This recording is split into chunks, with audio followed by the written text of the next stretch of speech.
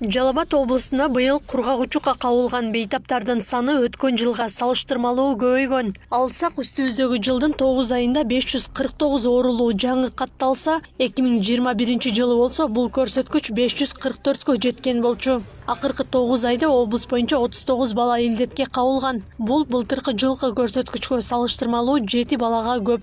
Ошондой эле быйыл 4 медицина кызматкерлери илдетти жуктуруп алган. Эми район шааралык айтып өтсөм, сиздер таблицада көрүп тургандай, кээ район шаарларда кургагуч оорусун көп табышкан, ал эми кээ жерлерде азыраак табышкан.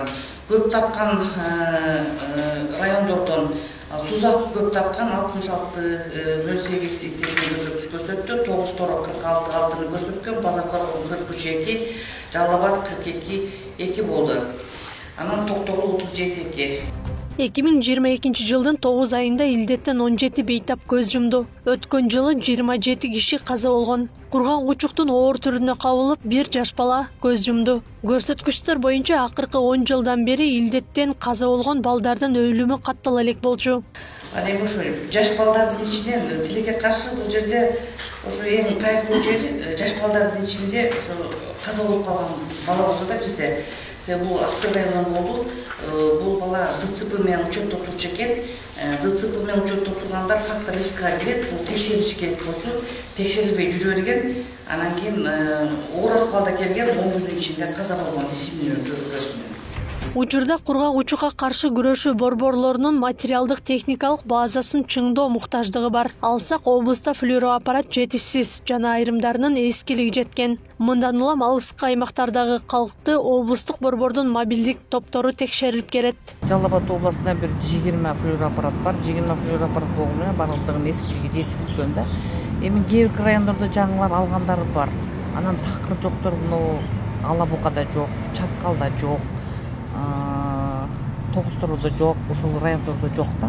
Анан ал бизде передвижной флюороавтобус бар өзүбүздүн. Ошо передвижный көчпө флюороавтобус менен барып бизге тартып түшүрүп кетип атат.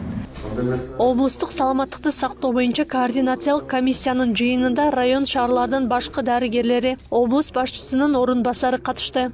Жыйындагы экинчи маселе ВИЧ-СПИДке байланыштуу болду. Акыркы көрсөткүчтөргө ылайык 9 ай ичинде облус боюнча ВИЧ-СПИДке кабылган 84 бейтап аныкталган. ВИЧтин өсүшүнө мен айтып атам, ички жана тышкы миграциядагы өзүнүн таасирин берип атат. Себеби адамдар баягы өзүнүн күнүмдүк чөйрөсүнөн ажырагандан кийин алардын баягы жүрүш-турушуна да өзгөрүүлөр болот экен. Жүрүш-турушуна баягы кооптуу учурлары көбүрөөк болуп калат экен. Ошол учурларда мен ойлоп атам, бул дагы өзүнүн таасирин берип атат. Өлкөдө ВИЧ-СПИДке кабылган 11200 ашык адам каттоодо турат. Ал эми Жалал Абад облусу боюнча 1284 бейтап аныкталган. Алардын арасынан 39 бейтап кош бойлуу болсо, 14 жашка чейинки 99 бала дагы бар. Илдетке кабылгандар үчүн жеңилдиктер берилип, алдын алуу чаралары көрүлүп келет. Акылай Карабаева, Аскар Маматзаков, Регион.